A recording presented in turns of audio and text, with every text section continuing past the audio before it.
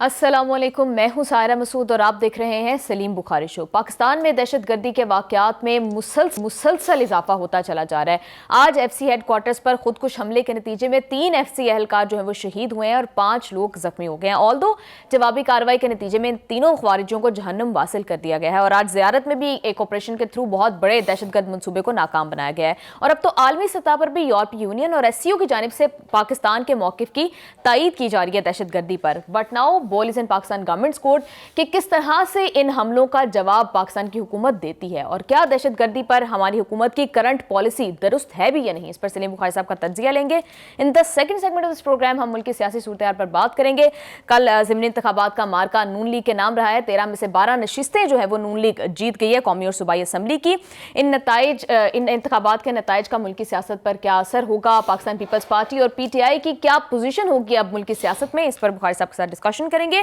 And lastly اسرائیل نے غزہ کے ساتھ ساتھ لبنان پر بھی چڑھائی کر دی ہے اور لبنان کے دارالحکومت پر اسرائیلی حملے کے نتیجے میں 5 افراد شہید اور 28 زخمی ہو گئے ہیں۔ تمام معاملات پر ڈیٹیل ڈسکشن کے لیے بڑھتے ہیں سلیم بخاری صاحب کی جانب۔ السلام علیکم بخاری صاحب، کیسے ہیں؟ وعلیکم السلام، آپ کیسی ہیں؟ خیریت سے ہیں؟ میں ٹھیک ٹھاک ہوں بخاری صاحب، آپ ٹھیک نہیں لگ رہے؟ ہاں نہیں، وہ یہ اسموگ جو ہے، اسموگ ہے، فلو ہے اور بہت ساری چیزیں ہیں، لیکن بہرحال اب کیا کریں، تو وے آف لائف بن گیا، اس کے ساتھ تو جینا ہے۔ بالکل بخاری صاحب، میری گیٹ ویل سون۔ بخاری صاحب، آج ایف سی ہیڈ کوارٹرز پر جو ہے وہ خودکش حملہ کیا گیا ہے، اور ابھی ہم نے ریسنٹلی دیکھا اسلام آباد میں بھی کچہری پر حملہ ہوا اور اس سے پھر وانہ کریڈٹ کالج والا حملہ۔ پاکستان میں دہشت گردی مسلسل جو ہے اس میں اضافہ ہوتا چلا جا رہا ہے، کس طرح سے سدباب ہوگا؟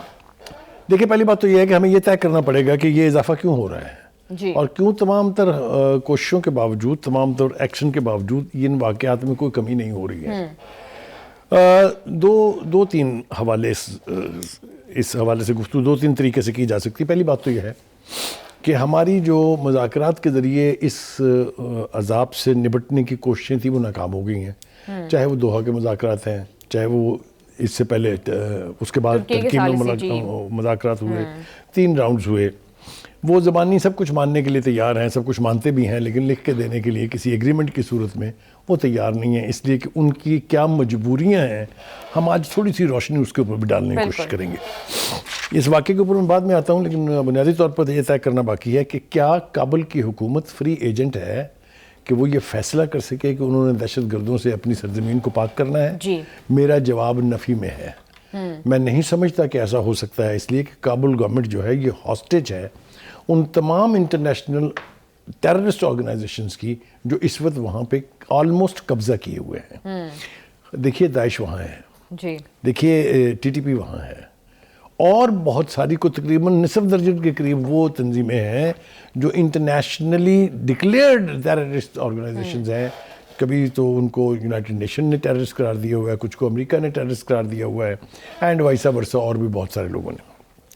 جب اتنی بڑی بڑی تنظیمیں وہاں کابل کے اندر موجود ہوں گی تو آپ ذرا سوچئے کہ اس کابل گورنمنٹ کا، جس کو بھی حال ہی میں اقتدار ملا ہے، اب تو خیر سال ہونے والا ہے، ان کے لیے یہ ممکن نہیں ہے کہ وہ ان کو بٹرے کر کے اور کسی ایگریمنٹ کا حصہ بنے، اور ایسا ریٹن ایگریمنٹ جس کا پھر انہیں حساب دینا پڑ جائے ان تمام دہشت گرد تنظیموں کو جو ان کے ملک میں موجود ہیں۔ ایک تو ہمیں یہ سمجھ لینا چاہیے۔ جی، تو بخاری صاحب، اس طرح سے تو مسئلہ کبھی بھی حل نہیں ہو سکے گا۔ آپ بتا رہے ہیں کہ افغان گورنمنٹ کچھ کر نہیں پا رہی ہے اور یہاں پر دہشت گردی ہوتی چلی جا رہی ہے، پاکستان گورنمنٹ کا ریزالو ہے کہ ایسے تو برداشت نہیں کیا جائے گا۔ اس کا ایک آسان حل ہے۔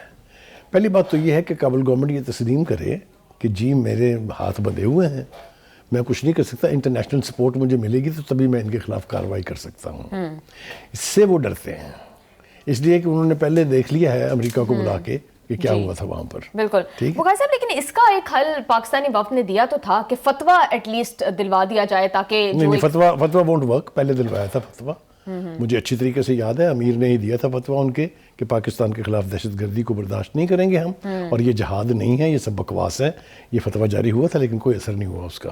فتووں سے آگے ہیں یہ لوگ جو وہاں بیٹھے ہوئے ہیں نا۔ آپ دیکھیے جتنا اسلحہ تھا امریکنز کا چھوڑا ہوا، اس سارے کے اوپر کوئی گرفت نہیں ہے افغان گورنمنٹ کی۔ وہ ولنریبل ہے ٹو ٹی ٹی پی، وہ ولنریبل ہے ٹو داعش۔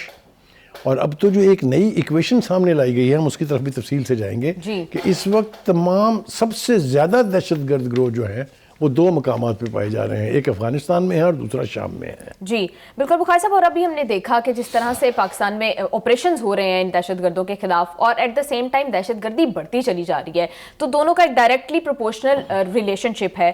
لیکن ہم نے دیکھا کہ اب ایک اس میں کاؤنٹر آرگیومنٹ یہ بھی دیا جاتا ہے کہ 2018 کے بعد جب مذاکرات کی کوشش کی گئی ان تنظیموں کے ساتھ, تو دہشت گردی کے کیجولٹیز جو تھیں ان میں کمی آئی تھی. یہ ایک مائنڈ سیٹ ہے جس کا جواب دینا بہت ضروری ہے. جی, یہ وہ مائنڈ سیٹ ہے جو یہ کہہ رہا ہے کہ جس طریقے سے اس عرصے میں جس کا آپ ذکر کر رہی ہیں ان کی سہولت کاری کی گئی, ان کو لا کے وہاں سے یہاں بسایا گیا, افغانستان کا ان دہشت گردوں کے دفاتر یعنی طالبان کے دفاتر کھولنے کی بات کی گئی, اپنا نام طالبان خان ڈلوا لیا. آپ اس عرصے کا مجھے حوالہ دے رہی ہیں جب اس وقت کے وزیر اعظم نے کہا کہ ہم 40,000 کے قریب لا رہے ہیں لوگ وہاں سے, ان میں سے بس 8-10 ہزار جو ہیں وہ ذرا جنگجو ہیں, وہ بھی آہستہ آہستہ ٹھیک ہو جائیں گے.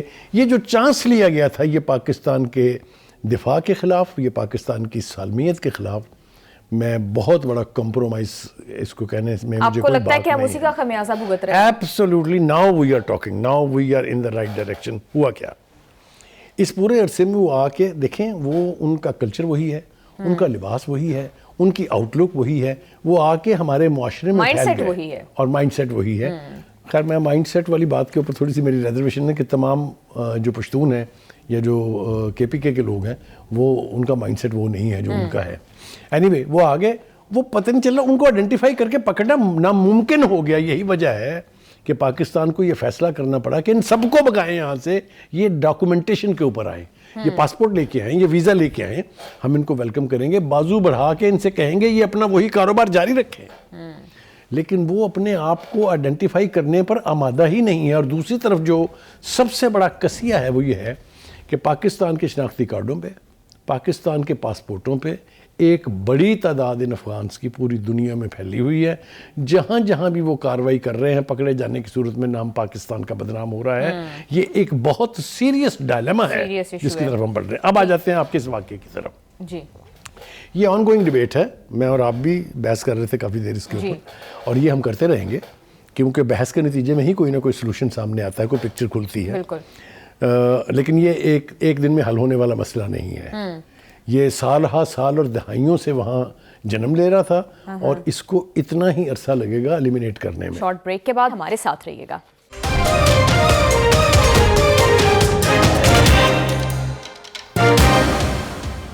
ویلکم بیک ٹو دا شو. بخاری صاحب, یہ کہا جاتا ہے کہ اپیزمنٹ سے یا مذاکرات سے معاملہ شاید سیٹل ڈاؤن ہو جائے اور شاید کیجولٹیز کم ہوا ایز کمپیئر ٹو کہ آپریشنز کیے جائیں. اور یہ میں نے آپ کو پروگرام کی میٹنگ میں یہ بتایا تھا کہ appeasement has not worked. Appeasement کا نتیجہ یہ نکلا کہ وہ مزید سے مزید مانگے جا رہے ہیں, تو اپیزمنٹ ہیز ناٹ ورکڈ. اب دوسری بات یہ کہ ایک اور مائنڈ سیٹ ہے, اس پر بھی ہم نے بات کی تھی آپ میں کہ یہ دیکھیں جی بندے مارے جا رہے ہیں, ان کے مرے یا ہمارے مرے, بندے تو مر رہے ہیں نا جی. دیکھیے بات یہ ہے کہ ہر فتنے سے نجات حاصل کرنے کی قیمت ہے. جو قومیں قیمت ادا نہیں کر سکتی ہیں وہ قومیں برباد ہو جاتی ہیں. بالکل, وہ آپ کے والی بات کی بیماری ہے, اگر نہیں علاج کیا جائے گا, اگر علاج نہیں کریں گے تو وہ بڑھے گی, وہ بڑھ کے باقی کے جسم کے حصے جو ہے اس کو بھی برباد کرے گی. آ جائیں جناب اب واقعے کے اوپر آ جاتے ہیں. جی بخاری صاحب, اب عالمی سطح پر بھی پاکستان کے موقف کی جو ہے وہ تائید کی جا رہی ہے. ہم نے دیکھا کہ یورپی یونین نے یہ بات کی ہے اور باضابطہ طور پر افغان گورنمنٹ سے کہا ہے کہ وہ دہشت گردوں کے خلاف کوئی عملی اقدامات کریں. دیکھیے, دو چیزوں کے اوپر ہمارا موقف جو ہے پوری دنیا میں تسلیم کیا گیا ہے. کشمیر کے حوالے سے بھارت کی جو ریاستی دہشت گردی ہے اس کے حوالے سے, پاک بھارت جنگ میں جو ہماری جیت تھی اس کے حوالے سے, اور دہشت گردی کا یہ جو افریت ہے اس سے نمٹنے کے لیے ہمارے موقف کو پذیرائی مل رہی ہے, چاہے وہ یونائٹڈ نیشن ہے, چاہے وہ انڈیویجول 5 کیپٹلز ہیں. سب سے بڑی بات تو ہے کہ امریکہ کا پریزیڈنٹ جو ہے وہ آپ کے موقف کی تائید کرے. ٹھیک ہے جی. اس کے بعد آپ دیکھیے رشیا اور چائنا, یہ دو بڑی قوتیں ہیں, ان کی طرف سے بھی آپ کے ہر موقف کو پذیرائی حاصل ہے. یہی بات شاید بہت زیادہ تنگ کر رہی ہے مودی کو بھی اور مودی کے انڈیا کو بھی. لیکن ہیونگ سیڈ دیٹ, یس آپ نے ٹھیک کہا کہ یورپی یونین نے تو باقاعدہ ڈائریکٹ ٹون میں اس بات کرتے ہوئے کہا ہے کہ افغانستان میں دہشت گردی اور دہشت گرد تنظیمیں بہت سرگرم ہیں, اور اس سے خطرہ صرف پاکستان کو نہیں ہے, دنیا کے امن کو اس سے خطرہ ہے. اچھا جی, اس سے آگے آ جائیے آپ. اب دوسری دیکھیں کہ جو شنگھائی تنظیم کی ایک آرگنائزیشن ہے جو اینٹی ٹیررسٹ اسٹرکچر جس کو کہتے ہیں SCO, اس کے سربراہ ہیں جی اولا ربیق شار شیف، ان کا کہنا ہے کہ شام اور افغانستان میں بین الاقوامی دہشت گرد گروپوں کی جو کارروائیاں ہیں وہ بڑھتی جا رہی ہیں اور ورلڈ پیس کو اس سے خطرہ حاصل ہے۔ بخاری صاحب، یہ جو اعلامیہ جاری کیا گیا ہے، یہ جو بیان ایس سی او اور یورپی یونین کی جانب سے آئے ہیں، کیا اس کا کوئی پریکٹیکلی اثر ڈلے گا افغان گورنمنٹ کے اوپر؟ کیا ان کو کوئی پریشر بلڈ ہو سکتا ہے؟ دیکھیے، پریشر تو بلڈ ہوگا جب پوری دنیا کے تمام پلیٹ فارم سے، تمام بڑے ممالک سے اور تمام بڑی جو یعنی تنظیمیں ہیں ان کی طرف سے ایک ہی موقف اختیار کیا جائے گا، تو ان کے پاس کوئی چارہ نہیں ہے سوائے اس کے کہ وہ اسے سنیں، کیونکہ اگر وہ اسے نہیں سنیں گے تو لینڈ لاک تو وہ پہلے ہی ہیں، اور اگر دنیا نے ان کا بائیک آؤٹ کر دیا تو جائیں گے کہاں؟ تو ultimately Afghans have to come and listen and Afghan have to act. یہ تو کوئی دو رائے اس کے بارے نہیں، وہ واقعہ رہ گیا پورے کا پورا جو ہے۔ میں ذرا اس کو سم اپ کر دیتا ہوں۔ دیکھیے جی، یہ ایف سی ہیڈ کوارٹر کے اوپر جو حملہ ہے، it could be very dangerous. تین خودکش بمبار اگر آئیں گے، اور پریڈ کے موقع پر آپ سوچئے کہ 450 کے قریب جو یعنی ایف سی کے لوگ ہیں وہ پریڈ کر رہے تھے اس وقت، اگر وہ اندر داخل ہو جاتے تو کیا ہوتا؟ اس سے پہلے ہم نے دیکھا کہ وہ جو واقعہ ہوا تھا وانا کے اندر کیڈٹ کالج میں۔ سو اب کلیئر یعنی ڈیمارکیشن ہو رہی ہے کہ now they are targeting the military installations. دیکھیں وانا میں cadet college, A P S اس سے پہلے ملٹری اسکول، اس کے بعد اب یہ یعنی ایف سی کا ہیڈ کوارٹر۔ تو ان کے ٹارگیٹس کلیئر ہوتے جا رہے ہیں، وچ مینس کہ they are feeling the pain کہ فوج جو ہے وہ اپنے آپریشن کے ذریعے ان کو بلیڈ کرا رہی ہے۔ میں نے اس سے بھی پہلے آپ کو یاد ہوگا کہا تھا کہ یہ ڈیسپریٹ ایکٹس ہوتے ہیں بعد میں کسی بھی تنظیم کے ویک ہونے کی صورت میں، وہ پھر ڈیسپریشن میں زیادہ کارروائیاں کرتا ہے۔ اس کا یہ مطلب ہرگز نہیں ہے کہ وہ اسٹرانگ ہوئے ہیں، اس کا مطلب یہ ہے کہ وہ ویک ہوئے ہیں۔ ایک دوسری طرف آپ دیکھیے جناب، اس حوالے سے مختصر سی بات کروں گا میں، وہ یہ کہ جعلی انسانی حقوق کا راگ راپنے والوں کے مکروہ چہرے جو ہیں وہ بے نقاب ہو گئے ہیں۔ افغانستان فتنہ الہندوستان اور پشتون تحفظ موومنٹ غیر ملکی ایجنڈے پر گامزن ہے، اور سوشل میڈیا کے اوپر خاص طور سے اور ایکس کے اوپر ان پرٹیکولر وہ پروپیگنڈا کر رہے ہیں پاکستان کے خلاف بھی، اور سپورٹ کر رہے ہیں دہشت گردوں کی کارروائیوں کو۔ تو یہ سب کچھ جو ہے یہ بھی بے نقاب ہو گیا ہے، اور ان کو بھی افیکٹولی کاؤنٹر کرنا چاہیے۔ پہلے ہم نے ایکس کو بند کیا تھا، پوری پاکستانی قوم چلا اٹھی تھی، وہ اپنی جگہ ہے، لیکن ایکس سے اگر پروپیگنڈا جاری رہے گا تو اس کے پروجیکشن کی بھی اجازت نہیں دینی چاہیے۔ پاکستان گورنمنٹ کو چاہیے کہ وہ ایکس کی مینجمنٹ سے کہے کہ اس قسم کا فروئی پروپیگنڈا جو ہے وہ ان کے کانٹینٹ کو فلٹر کیا جانا چاہیے۔ بالکل بخاری صاحب آپ ٹھیک کہہ رہے ہیں، اور جس طرح سے یورپی یونین اور ایس سی او کی جانب سے بیانات تو سامنے آ رہے ہیں، لیکن پریکٹیکلی افغان گورنمنٹ کو پریشرائز کرنے کے لیے کچھ امبارگوز لگائے جانے چاہیے، یا پھر ان پر ٹریول بینز لگائے جانے چاہیے۔ پروگرام میں واپس آ کے ملک کی سیاسی صورتحال پر بات کریں گے، ہمارے ساتھ رہیے گا۔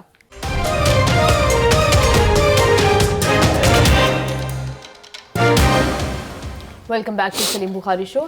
بخاری صاحب، یہ کل ضمنی انتخابات ہوئے ہیں اور اس میں نون لیگ جو ہے وہ 13 میں سے 12 نشستیں جو ہے وہ جیت گئی ہے۔ آپ کو کیا لگتا ہے کہ اوور آل پاکستان کے پولیٹیکل منظرنامے پر کیا اثر پڑے گا؟ دیکھیے، پہلی بات تو یہ کہ اس رزلٹ کو ہم کیسے کوالیفائی کرتے ہیں، کیسے ہم اس کو انالائز کریں گے۔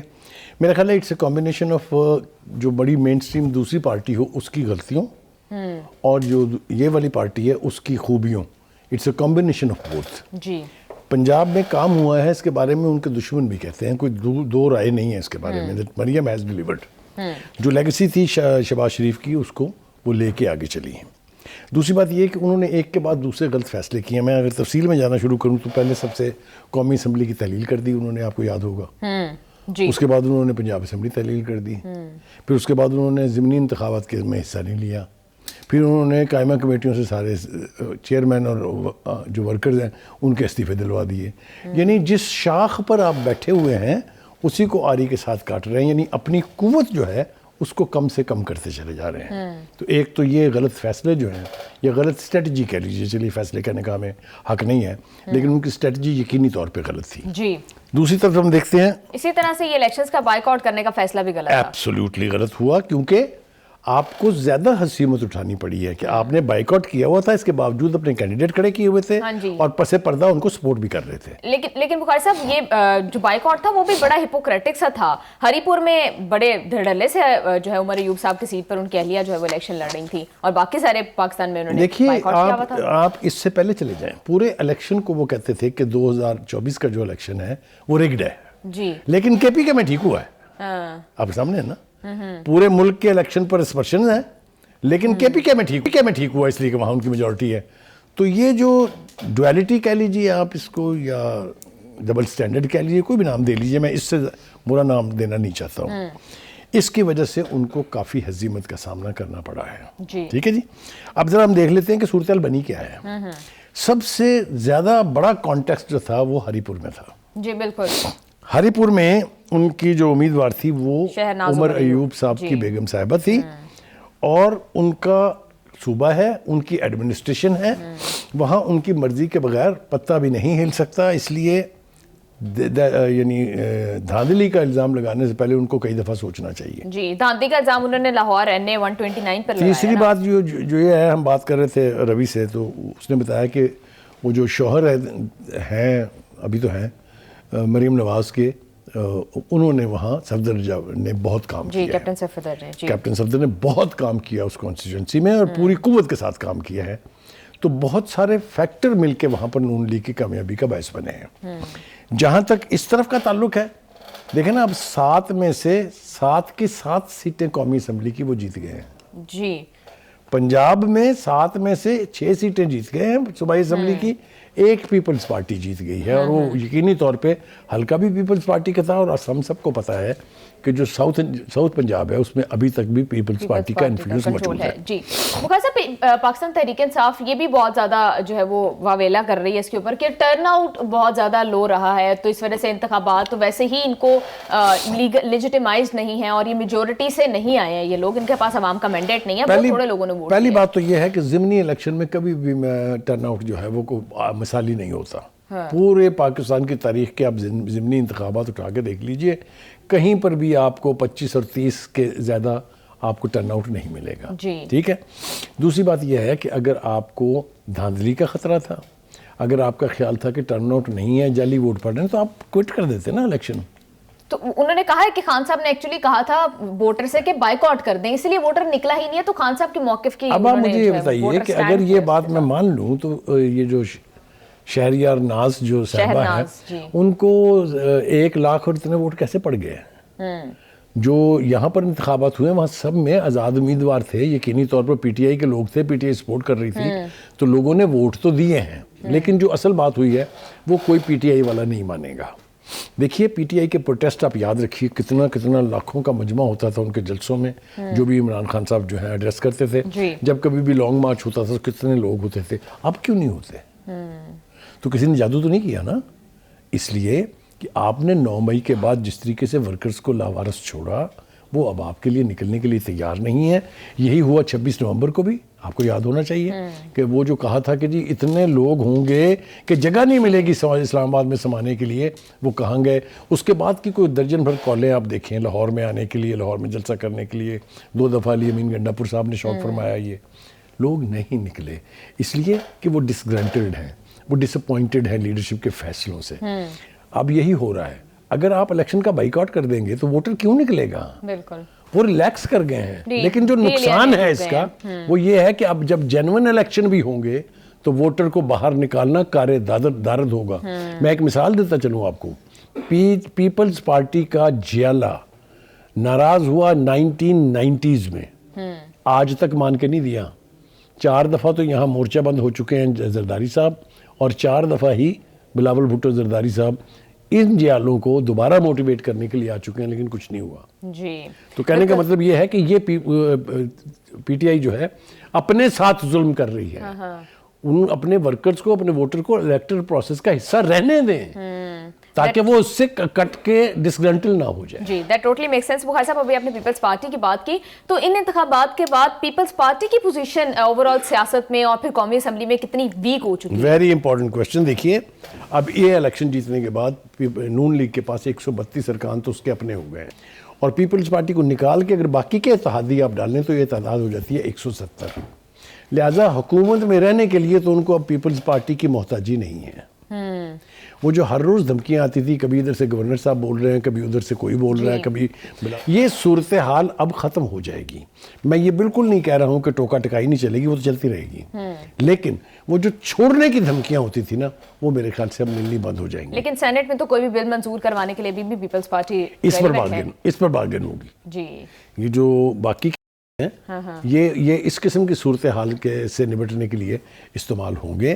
پیپلز پارٹی اقتدار سے باہر نہیں جائے گی، یہ میں کئی مرتبہ کہہ چکا ہوں. No matter what happens they will not leave the power corridors, کیونکہ اس میں ان کا فائدہ نہیں ہے. بالکل. بخار صاحب بریک پہ جانے سے پہلے ایک چھوٹا سا سوال کہ اس دفعہ بھی جتنے کینڈیڈیٹس کھڑے کیے گئے، کوئی کسی کا بیٹا، کوئی کسی کی بیوی، کوئی کسی کا بھائی، کوئی کسی کا کزن، بخار صاحب موروثیت پاکستان کی سیاست کا پیچھا کب چھوڑے گی؟ میرا نہیں خیال کہ اس کا کوئی امکان ہے.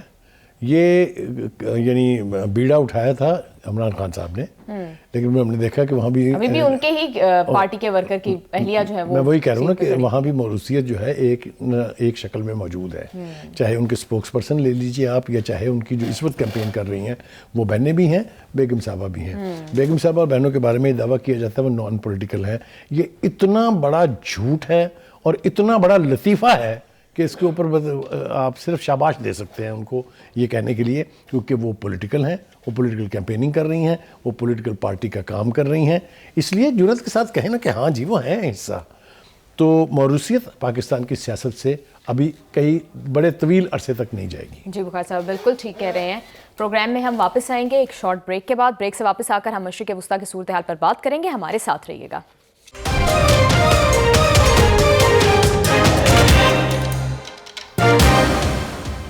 ویلکم بیک ٹو دا شو. بخاری صاحب اسرائیل جو ہے وہ غزہ تک رک نہیں رہا. اب پھر سے آلدو لبنان کے ساتھ جنگ بندی ہوئی تھی، پھر سے لبنان کے دارالحکومت پر اٹیک کیا ہے اور حزب اللہ کے چیف آف سٹاف علی طبطائی کو شہید کر دیا ہے. بخاری صاحب ان کو کس طرح سے اسرائیل کو روکے گا کون جو ہے وہ اسرائیل کی لگامیں کھینچ سکتا ہے؟ دیکھیے یہ آپ کی اس گفتگو سے جو پرووکیشن مجھے ملتی ہے نا وہ یہ ہے کہ پھر میں ماتم شروع کر دیتا ہوں اس پوری مسلم امہ کا بھی اور پوری ورلڈ کمیونٹی کا بھی. دیکھیے 2 معاہدے ہوئے. پہلی جنگ بندی ہوئی تھی لبنان کے لیے، اگر آپ کو یاد ہو، لمبے چوڑے مذاکرات کے بعد کہ لبنان کی سرحدی علاقوں کا کوئی وائلیشن نہیں ہوگی. اس کے بعد دوسری جنگ بندی ہم نے دیکھی غزہ کے حوالے سے. دونوں ہی جنگ بندیوں میں صرف ایک فریق جو ہے وہ وائلیشن کر رہا ہے ان تمام تر کمٹمنٹ کی، اس کا نام اسرائیل ہے. چاہے وہ ایران کے اندر آ کے اسماعیل ہانیہ کا قتل ہو یا شہادت ہو، یا لبنان کے اندر آپ کو یاد ہے کتنے بڑے بڑے لیڈر جو ہیں حزب اللہ کے، ان کی شہادتیں ہوئی ہیں. وہ اپنی اس حرکت سے باز نہیں آ رہا ہے اور پوری world community including president Trump جو ہے وہ خاموش ہوئے. مجال ہے منہ پھوٹ جائے کسی کا اگر ایک لفظ کسی کے منہ سے نکلا ہو. جب آپ کسی کے ظلم کو چیلنج ہی نہیں کریں گے، اس کے اوپر انگلی ہی نہیں اٹھائیں گے، تو وہ ظلم کرنے سے کیوں رکے گا؟ یہ سمپل لاجیکل بات بتا رہا ہوں آپ کو میں. جی اس کو اتنا فری لائسنس ملا ہوا ہے کہ وہ جس مرضی علاقے کی یعنی وائلیشن کرے، چاہے وہ سیریا ہو، چاہے وہ ایجپٹ ہو، چاہے وہ لبنان ہو، چاہے وہ جارڈن ہو، اور کوئی اس کو پوچھے گا نہیں. آج تک وہ گولان ہائٹ کے اوپر قبضہ کر کے بیٹھا ہوا، کسی نے پوچھا اس کو؟ کسی نے کہا کہ اس کو یہ اب چھوڑنا پڑے گا؟ اوپر سے مل ملا کے پھر میں مسلمان ملکوں کے نام لوں گا تو بات کہیں سے کہیں تک پہنچے گی. سب نے شام میں ایک ایسے شخص کو صدر بنا دیا ہے جس کو صرف چند مہینے پہلے تک امریکہ جو ہے سب سے بڑا ٹیررسٹ قرار دیتا تھا اور اس کی ہیڈ منی جو ہے وہ مقرر ہوئی تھی. تو جب عالمی سیاست میں اس طرح کی اکھاڑ پچھاڑ اور بیک اینڈ فورتھ ہوگا تو اسرائیل کیوں رکے گا؟ جی بخار صاحب، لیکن جب بھی کوئی ایگریوڈ کنٹریز ہوتی ہیں، ایگریوڈ پارٹیز ہوتی ہیں، تو وہ مل کے together they form a force اور وہ پھر اسرائیل کا مقابلہ کر سکتی ہیں. اب 7-8 ملک تو ڈائریکٹلی جو ہے وہ انڈر اٹیک رہے ہیں اسرائیل کے. تو کیا یہ مسلمان ملک مل کر اسرائیل کے خلاف کچھ کر نہیں سکتے؟ نہیں کریں گے. کر سکتے ہیں، کریں گے نہیں، اس لیے کہ اپنی سروائیول کا مسئلہ ہے. اپنے ملک میں آپ کو میں یعنی بالکل صحیح اگر کہوں تو 70% سے زیادہ جو اس خطے کے ممالک اور ریاستیں ہیں ان میں ان پاپولر لیڈرشپ جو ہے وہ وہاں مسلط ہے. سب کو خطرہ رہتا ہے کہ ہمیں 1 منٹ میں امریکہ جو ہے وہ اٹھا کے پھینک دے گا ردی کی ٹوکری میں. آپ کو دور جانے کی ضرورت نہیں. اب ایجپٹ لے لیجیے. افغان کہہ رہا ہوں، جو مرسی کی حکومت تھی یعنی اخوان المسلمین کی، الیکشن کے تحت وہ جیت کے آئی تھی. جی لیکن وہاں پر ملٹری ڈکٹیٹر بٹھا دیا گیا ہے کہ نہیں، سیسی کی صورت میں جنرل سیسی. اب جنرل سیسی اسلام کے نام پر آپ کی فریادیں سنے گا یا امریکہ کا کہنا مانے گا؟ بتائیں مجھے. یہ ہے وہاں کا اصل ڈائلیما. یہ ہم کو تھوڑا بہت بول لیتے ہیں. اسلام کے نام پر نہ بھی سنے تو اب تو یہ ان کنٹریز کی سیکیورٹی کا مسئلہ ہے. ان کی سیکیورٹی کے بارے میں وہ یہ سمجھتے ہیں کہ اس کا تحفظ صرف امریکہ کی مرضی پر ہے. قطر کے واقعے سے شاید انہوں نے کچھ بھی نہیں سیکھا. کوئی سیکھنے کے لیے تیار نہیں ہے. افغانستان میں دیکھ لیں نا کیا ہوا. 2 دہائیوں تک نیٹو کی فورسز اور امریکہ وہاں کیا کرتا رہا. اس کے باوجود بیٹھ کے کس کے ساتھ معاہدہ ہوا؟ یہ جو دوحہ میں مذاکرات ہوئے تھے جس کے نتیجے میں طالبان کو حکومت ملی، کس کے ساتھ تھا؟ امریکہ. تو یہ ایک بدقسمتی کی بات ہے کہ ہماری پوری مسلم لیڈرشپ یہ سمجھتی ہے کہ جب تک راضی ہے امریکہ کا پریزیڈنٹ اور امریکہ، پینٹاگون اینڈ CIA، اس وقت تک ہی ہماری ریجیمز چل رہی ہیں، اس کے بعد نہیں. یہ وہ خدشہ ہے جس کے پیش نظر وہ اپنا منہ کھولنے تک کی ضرورت نہیں کرتے ہیں. لیکن بخاری صاحب ایک کنٹری ہے مشرق وسطیٰ میں جس سے شاید امریکہ اور اسرائیل کو خطرہ لاحق ہے، اور اسی کے بارے میں بھی امریکی عہدیدار بار بار یہ خدشہ ظاہر کرتے ہیں کہ ایران اپنا نیوکلیئر پروگرام دوبارہ سے شروع کر رہا ہے، اور ان کو اس حوالے سے بہت سارے تحفظات. دیکھیے میں اب اس میں بھی بہت بڑی منافقت ہے ویسٹ کی بھی اور امریکہ کی بھی، اس کو تھوڑا کوشش کرتے ہیں ایکسپوز کرنے کی. امریکہ نے اپنے جو F-35 طیارے استعمال کر کے اور 2 بمبرز استعمال کر کے جو کارروائی کی تھی، اور جس کے بعد یہ دعویٰ کیا تھا کہ ہم نے ایران کے نیوکلیئر پروگرام کو دفن کر دیا ہے. اگر آپ کو یاد ہو، مجھے اچھی طرح سے یاد ہے جو لاریجانی کا بیان تھا اور جو خامنئی کا بیان تھا، اس میں انہوں نے کہا تھا کہ ہمارے نیوکلیئر فیسلٹیز کو 5 سے 7% بھی ضعف نہیں پہنچا. اگر وہ ٹھیک ہے تو یہ ان کو سب کو جو یہ دعویٰ کرتے ہیں دلوں میں تو پتہ ہے نا کہ ایران کتنا سٹرونگ ہے. اب انہوں نے نیا پروپیگنڈا شروع کیا ہے کہ یہ جو اس کا میزائل سسٹم ہے، اس سے یہ پھر اپنی پراکسیز کو اور دنیا کی جو تنظیمیں ہیں آزادی کی جو جدوجہد کر رہی ہیں ان کو وہ عام کر رہا ہے. کیوں نہیں کرے گا؟ یہ ایک یعنی مسنومر ہے لوگوں کے ذہن میں کہ ایران نے حماس کی امداد چھوڑ دی ہے. سوری، ایسا کچھ نہیں ہے.